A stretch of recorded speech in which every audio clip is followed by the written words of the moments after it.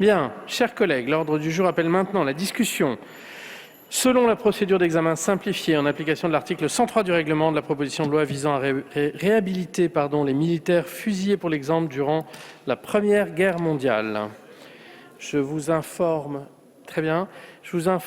sur la proposition de loi que je suis saisi par le groupe La France Insoumise d'une demande de scrutin public que nous annonçons dans l'Assemblée nationale.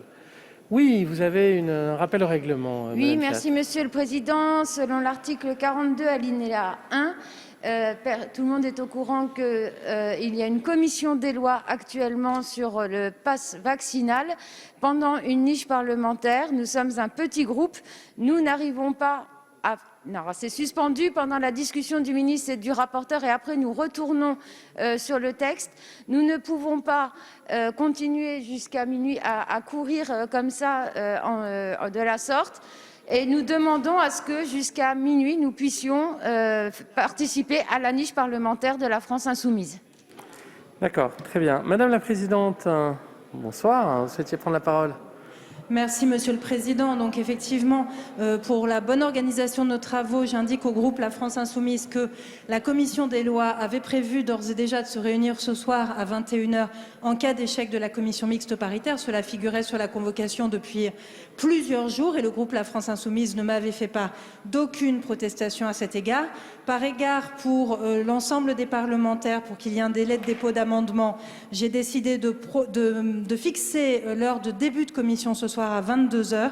J'ai indiqué au groupe La France Insoumise que les usages que nous avons en commission des lois depuis maintenant 4h30 continueraient à être appliqués, à savoir que pendant la discussion générale, nous pouvions continuer à être en commission et que s'il y avait des votes sur des amendements ou sur un texte, évidemment, je suspendrai. Comme ils ont émis un certain nombre de protestations, j'ai décidé d'assouplir cette position en étant présent ici dans l'hémicycle pour le début de la discussion générale, à savoir l'intervention du ministre et l'intervention du rapporteur de la France Insoumise. Pendant les interventions des autres groupes, je m'en excuse d'ores et déjà d'avance auprès d'eux. Je reprendrai les travaux de la commission des lois. Je n'ai pas le sentiment que les travaux de notre Assemblée soient ainsi désorganisés. J'essaye de respecter au mieux l'ensemble des groupes politiques présents ici. Eh bien, merci beaucoup Madame la Présidente. Donc, le sujet est clos. Merci en tout cas. Bien, en application de l'article... S'il vous plaît. Maintenant que tout le monde est là, reprenons nos travaux, chers collègues. Alors, en application de l'article 107 du règlement, j'appelle l'article 1er et l'amendement qui s'y rapporte. Nous sommes sur une procédure d'examen simplifiée, je vous rappelle. Il n'y a pas d'inscription possible à l'article. Et nous avons un amendement de Madame Pujol, le numéro 1. Je vous remercie, Monsieur le Président, Monsieur le rapporteur, Madame, Messieurs les rapporteurs, Monsieur le Ministre. Il s'agit ici de réhabiliter les militaires fusillés par l'exemple durant la Première Guerre mondiale.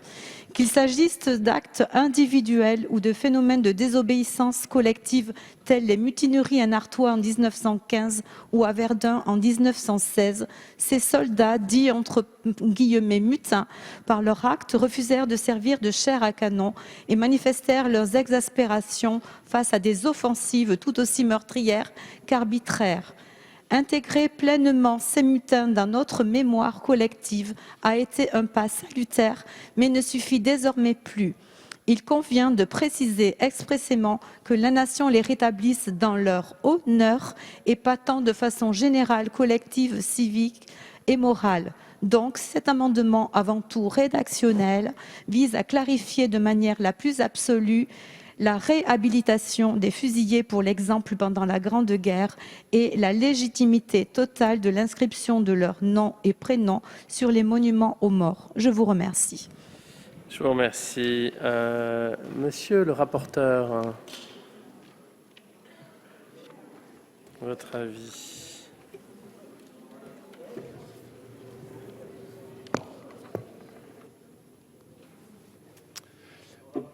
Merci Monsieur le Président. Merci de cet amendement qui va me permettre de réexpliquer devant notre Assemblée déjà qui sont ces fusillés pour l'exemple.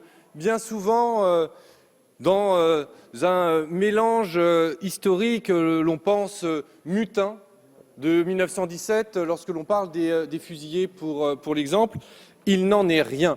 L'essentiel des fusillés pour l'exemple l'ont été lors des premières offensives, ces offensives très meurtrières de 1914-1915. Ces mutins ont été les victimes d'un déni de justice, car ils ont été jugés par une justice militaire mise en place par le pouvoir politique, une justice militaire d'exception, basée sur un code militaire datant du Second Empire et qui ne prévoyait pas de confrontation, qui ne permettait pas de contradictoire, qui ne permettait pas d'appel, qui ne permettait pas non plus d'avoir un avocat professionnel pour les défendre. Il s'agissait d'une justice expéditive et rien qu'à ce titre, ils mériteraient aujourd'hui d'être réhabilités. C'est une évidence que leurs contemporains avaient saisi dès 1916. Dès 1916, notre Assemblée a voté à l'unanimité de ses membres, à l'initiative de députés conservateurs, de députés socialistes, la fin de cette justice expéditive, de cette justice d'exception, avec la réinstauration d'un droit de grâce dont le président Poincaré a usé dès qu'il en a eu l'autorisation, et 95% des condamnés à mort ont été graciés dès 1916. C'est un combat transpartisan qui a été poursuivi dans l'après-guerre avec, d'un côté, les associations d'anciens combattants et de l'autre, les députés qui ont voté deux lois en 1922 pour permettre à la Cour de cassation de rouvrir des cas individuels, puis en 1933 la création d'une Cour de justice militaire exceptionnelle composée d'anciens combattants, car à l'époque on considérait que seuls ceux qui avaient vécu le feu des tranchées pouvaient savoir ce qu'il en était et pouvaient juger de ces cas. Alors, nombre de personnes ont été réhabilitées par ces cours exceptionnels. Malheureusement, tous ne l'ont pas pu parce qu'il fallait des témoignages, il fallait des éléments nouveaux et dans bien des cas, cela n'était pas possible. Ce qui a été prouvé par contre dès 1925, c'est que tous les condamnés pour mutilation volontaire auraient dû être réhabilités parce qu'un médecin légiste a démontré, un médecin médico-légal a démontré qu'il n'était pas possible de déterminer qu'une blessure était ou non une mutilation volontaire. Donc à partir de ce moment-là, tout cela aurait dû être réhabilité, cela n'a pas été encore le cas. Alors, beaucoup disent qu'il faut réhabiliter au cas par cas, réouvrir les dossiers et trancher individuellement. Force est de constater que cela n'est pas possible. Les travaux des historiens sont bien avancés maintenant aujourd'hui. Nous avons aujourd'hui 639 noms dont ont été exclus tous ceux qui ont été condamnés pour des crimes de droit commun, tous ceux qui ont été condamnés pour des crimes d'espionnage. Ne restent que ceux qui ont été condamnés pour des crimes et des infractions militaires. Et dans ces cas-là, il y a 20% des dossiers qui sont manquants, d'autres qui sont vides. Et donc, les historiens qui, et nous en avons auditionné, nous disaient « à l'origine, moi j'étais pour une réhabilitation au cas par cas, prendre chaque dossier, les étudier, etc. » Eh bien, cet historien l'a fait et il en a conclu que cela était impossible et qu'il fallait une réhabilitation collective, juridique, sociale et politique. Plus de 100 ans après, il est temps, je conclus, Monsieur le Président, plus de 100 ans après, il faut refermer les blessures mémorielles. De nombreuses associations continuent de mener ce combat, comme la Fédération nationale de la libre pensée, et des familles qui nous ont écrit pour nous dire qu'il était nécessaire d'agir, des familles qui ont vécu l'opprobre, des familles qui se sont vues facturer le prix des balles, le prix des poteaux qui ont servi à fusiller ces soldats. La France aujourd'hui se grandirait en reconnaissant ce déni de justice. C'est l'aboutissement de la reconnaissance mémorielle débutée par Lionel Jospin à Craonne, continuée par Nicolas Sarkozy et dans la lignée de nos prédécesseurs de 1916, 1922 et 1923. Réhabilitons les fusillés pour l'exemple à l'unanimité de notre Chambre. Et concernant l'amendement, j'émettrai un avis de sagesse. Je vous remercie. Monsieur le ministre, votre avis. Merci Monsieur le Président, Mesdames et Messieurs les députés, Madame la députée, sur l'amendement. que vous avez soutenu et qui vise à porter ce souci de faire de l'histoire des fusillés pour l'exemple pendant la Grande Guerre, de les conserver pleinement dans notre mémoire nationale. Cet objectif est évidemment légitime et il est partagé. Cependant, cet amendement ne permettra pas de réaliser le but que vous poursuivez. En premier lieu, la loi ne rétablit pas l'honneur des hommes.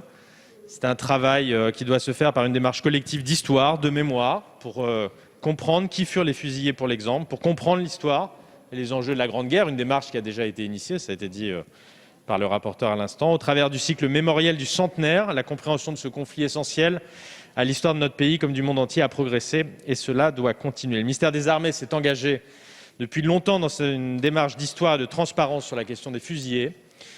Ainsi, dans le cadre du centenaire de la Grande Guerre, l'ensemble des 1009 dossiers de tous les fusillés, pas uniquement ceux pour l'exemple, bien de tous les fusillés, ont été mis à disposition des citoyens sur le site du ministère des Armées, Mémoire des hommes. Dans le cadre de cette politique d'histoire et de transparence qui est parfaitement assumée par le ministère des Armées, un rapport avait été commandé en 2014 à un groupe d'historiens sous l'autorité du professeur Antoine Prost. Ce rapport a rappelé d'abord le nombre de fusillés pour des délits de guerre, mais aussi de droit commun et d'espionnage. Il fait notamment état de 640 fusillés pour désobéissance militaire, mais il ne faut pas sous-estimer la complexité et la diversité de ce groupe-là, quand bien même il est absolument nécessaire de rappeler les conditions parfois expéditives de la justice militaire d'alors, qui a tout de même évolué tout au long du conflit, ce que les historiens ont là aussi pu montrer. Par ailleurs, l'inscription obligatoire sur les monuments aux morts n'est possible que pour les soldats ayant obtenu la mention « Mort pour la France », dont l'attribution est encadrée dans le Code des pensions militaires et qui est attribuée individuellement, après examen des dossiers, par l'Office national des anciens combattants et victimes de guerre. Pour toutes ces raisons, Madame la députée, vous l'avez compris, même si nous partageons l'esprit de l'amendement qui est le vôtre, nous sommes défavorables à l'amendement que vous nous proposez. Je vous remercie. Monsieur Dive, puis Monsieur Corbière. Alors, on est quand même en procédure simplifiée, donc on ne va pas faire un long débat. Soyons raisonnables, chers collègues. Bon, Monsieur Dive, mais je vois que le sujet évidemment intéresse. Donc, Merci, Monsieur le Président. Monsieur Très Dive. rapidement, je voudrais donner ma position personnelle, qui n'est pas celle de mon groupe, mais ma position personnelle. Personnellement, je voterai pour ce texte, Monsieur le rapporteur. Je viens d'un département, je représente un département qui est le département qui a été le plus détruit de France en 1900, au cours du premier conflit mondial, que ce soit de la bataille de Guise en 14 jusqu'à la contre-offensive de la Hindenburg en 18. C'est un département qui a beaucoup souffert, où beaucoup de nos compatriotes ont été massacrés. Un département où nous avons ça dans nos gènes, finalement, de grands-parents en parents à petits-enfants. Nous transmettons cette histoire. Et c'est un sujet qui nous a toujours beaucoup émus dans nos familles, dans nos chairs. Et c'est sans scrupule que je soutiendrai et je soutiens votre proposition de loi, monsieur le rapporteur. Je vous remercie. Monsieur Corbière. Oui, abonder en insistant sur une idée peut-être pour les collègues qui connaissent un peu moins ce débat. Pendant longtemps, le collègue Lachaud l'a dit, il avait 740 fusillés pour l'exemple. Et souvent, quand nous demandions, avec beaucoup d'associations, la réhabilitation, on disait mais il y a parmi eux aussi des gens qui avaient commis des faits de droit commun, des espions, des traîtres, etc. Aujourd'hui, grâce au service historique de nos armées, sous l'impulsion de M. Kader Arif lorsqu'il était en responsabilité, les services historiques de l'armée ont permis d'établir qu'il y a 639 fusillés pour l'exemple qui n'étaient ni traîtres, ni responsables d'actes de droit commun. Et il est temps de les réhabiliter. De plus, ce que nous disent les services historiques de l'armée, c'est qu'il y a à peu près 20 à 25% des archives qui y ont disparu.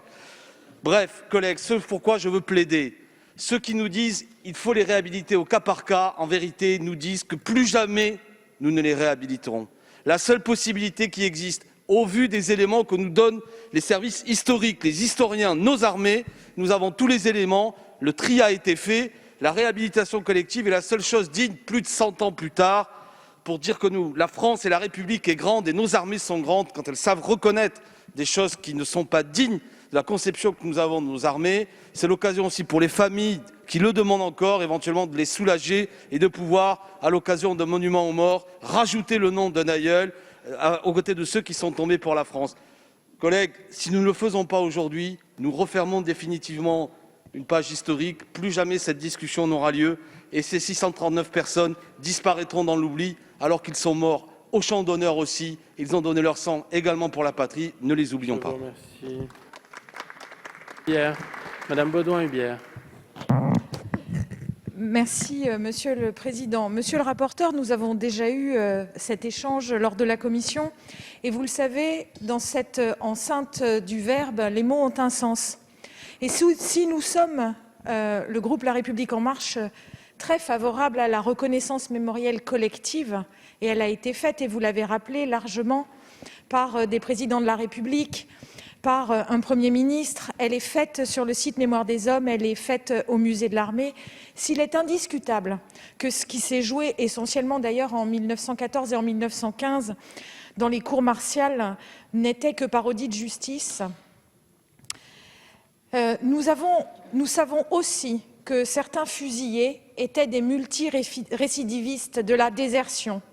Pouvons-nous admettre, ainsi que le souligne le rapport Pro, que vous avez si souvent cité, qu'il serait possible, par une réhabilitation générale, de déclarer un mutin innocent et que la défense nationale n'était pas une obligation pour les citoyens. Et enfin, et pour conclure, je le redis avec force ici, si le législateur peut parfois voter des lois mémorielles visant à reconnaître une injustice qui aurait été commise par l'État ou par le gouvernement à une époque donnée, il ne lui revient nullement de se substituer aux historiens en imposant une grille de lecture politisée et empreinte des idées modernes sur des événements qui ont eu lieu, pour l'espèce, il y a plus de 100 ans. Et c'est pourquoi le groupe La République En Marche votera contre votre proposition de loi. Je vous remercie. Monsieur Dufrègne.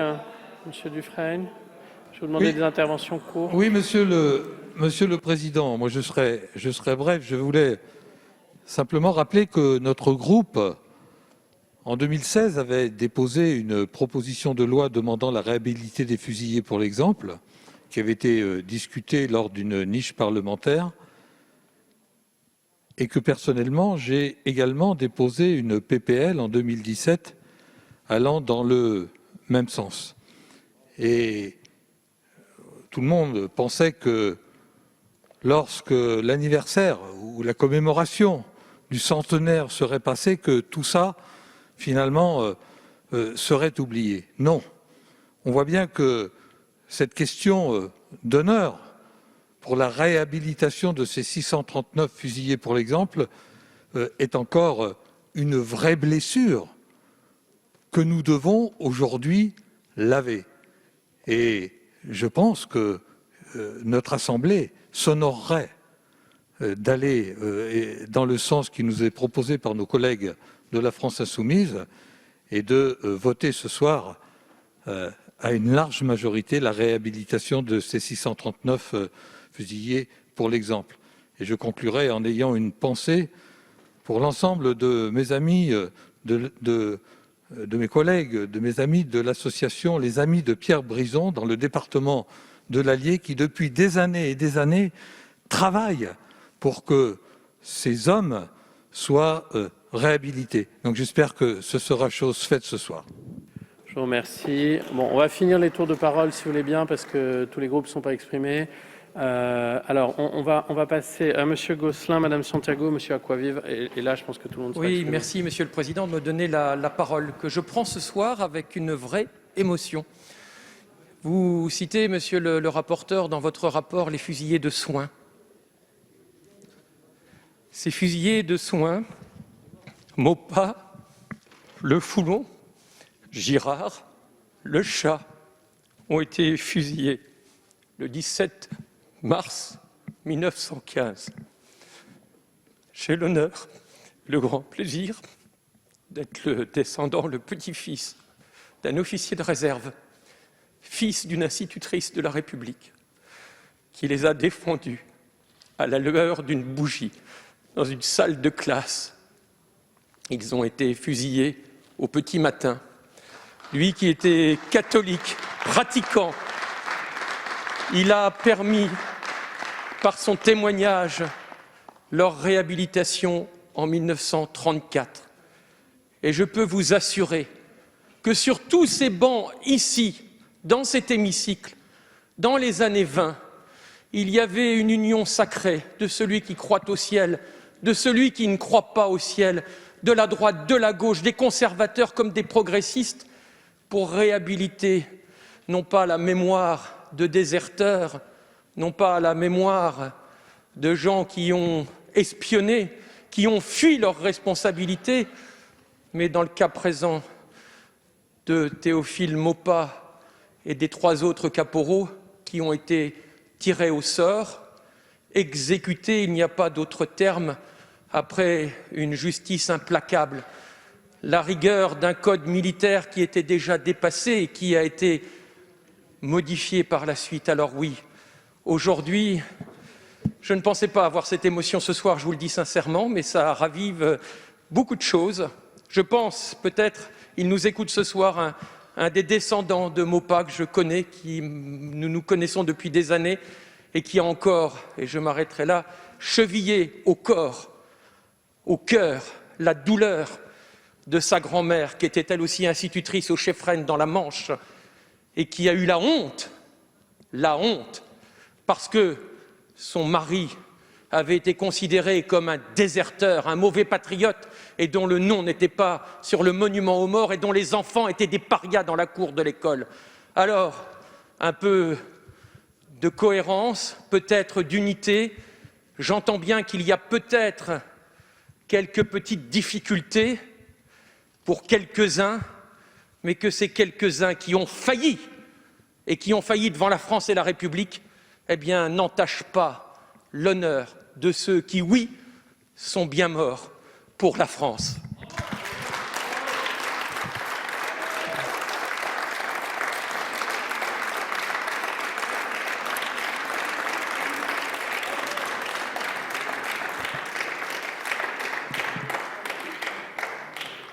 Merci, Monsieur Gosselin, pour cette intervention et ce témoignage.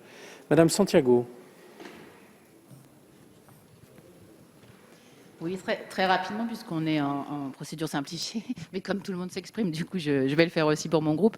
Donc, mon groupe, bien évidemment, comme on a pu l'exposer en commission de la Défense, on votera pour, on soutient et bien évidemment ce texte. Par ailleurs, on a pu le rappeler en commission de la Défense, ces 639 fusillés pour l'exemple. Il faut se rappeler que c'était des jeunes gens qui sont... des jeunes gens de 18, de 20 ans qui sont dans le froid, dans la boue, qui sont devant l'horreur et qui montrent du coup, et Lionel Jospin l'avait très bien décrit, les difficultés devant lesquelles ils ont été pétris de situations tout à fait terribles et inhumaines. Donc ces fusillés, plus de 100 ans plus tard, je crois que c'est l'honneur, en tout cas, de poser ce débat, et surtout, c'est l'honneur, mais j'entends que certains ne le voteront pas, ça aurait été l'honneur de notre Assemblée, plus de 100 ans plus tard, de nous réunir pour avoir sur le fronton de nos mairies, au monument aux morts, le nom de ces personnes qui ont des descendants. Et je suis très émue par votre intervention, chers collègues, parce que je crois qu'il était important, en tout cas, le groupe socialiste votera pour, et c'est un honneur de voter pour. Je vous remercie, Monsieur Aquavive, et nous passons au vote. Merci, Monsieur le Président. Moi, je serai court. Je crois que, à travers les propos de Philippe Gosselin et les autres, on voit bien l'extrême émotion qui ressort de ce qui a pu se passer lors d'un conflit qui, d'une part, était une boucherie, comme chacun sait, d'autre part, a mis en exergue des différences de traitement, y compris dans la mobilisation. Il ne s'agit pas de faire offense à d'autres territoires, mais je viens d'un territoire et d'un village, par exemple, où j'étais maire, où il y a 84 noms sur le monument aux morts pour une population à l'époque qui faisait 600 habitants. On mobilisait jusqu'au père de 4 enfants. Et évidemment, dans notre territoire comme dans d'autres endroits, à l'instar des propos de Philippe Gosselin, on a vécu des situations d'injustice liées à ce qu'on appelle les fusillés pour l'exemple. Il y a un excellent documentaire issu de chez nous où on parle d'une histoire vraie d'un jeune qui a été fusillé parce que, victime d'acouphènes, il ne comprenait pas les ordres du commandement et parce qu'il ne parlait pas français. Et il a été fusillé. Donc, comme d'autres, beaucoup d'autres. Donc, ce n'est pas au nom de quelques-uns que l'Assemblée nationale doit se défausser de sa responsabilité morale et historique par rapport à ce qui a été, de manière flagrante, une injustice, par rapport à ce qui a été une notion d'exécution sommaire qui n'est pas justifiable, pas plus hier, pendant la guerre de 14, d'ailleurs, les débats de 1916 viennent le rappeler, pour qu'il y ait un consensus entre conservateurs et socialistes, c'est que l'extrême-émotion a dû se développer à ce moment-là, qu'aujourd'hui, au XXIe siècle et en 2022. Je crois qu'il est de notre devoir moral, à tous, de faire fi d'un certain nombre de choix partisans pour voter cette proposition. Je vous remercie. Je vous remercie. Alors, je vous rappelle qu'il y a 2 votes. Le premier vote concerne l'amendement. Il est à main levée. Il a reçu un avis de sagesse du rapporteur, un avis défavorable du ministre. Il est à main levée. Qui est pour? Qui est contre? Donc, l'amendement est rejeté. Le deuxième vote, qui est un scrutin public, est donc sur la proposition de loi. Du coup, j'ai pas besoin de voter sur l'article.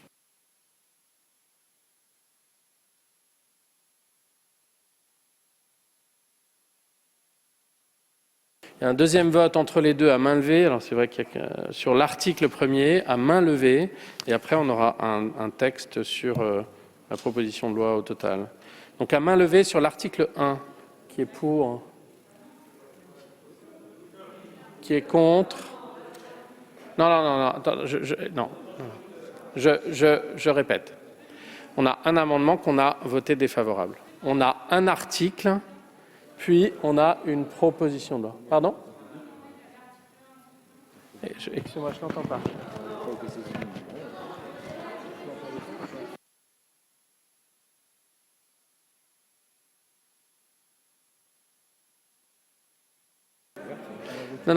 Non, écoutez, on va pas... Non, on n'a reçu aucun scrutin public. Donc, je répète, nous allons maintenant voter l'article à main levée. Sur l'article qui est pour, je vais vous demander de bien marquer votre vote.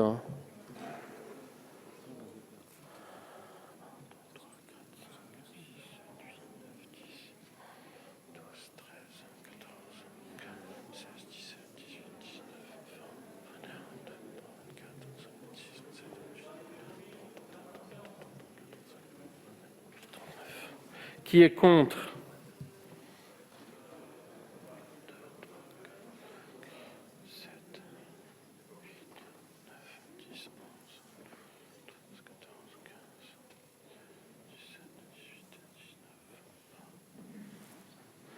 Donc l'article premier est adopté. Mais du coup, on a le texte de voix au complet. Passons au scrutin public sur l'ensemble de la proposition de loi. On est bien d'accord? Donc, nous procédons au scrutin. Je mets aux voix l'ensemble de la proposition de loi. Vous avez regagné vos places. Le scrutin est ouvert.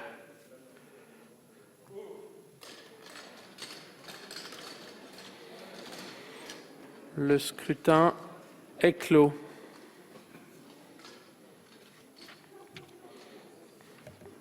« 74 votants, 65 exprimés, pour 39, contre 26. »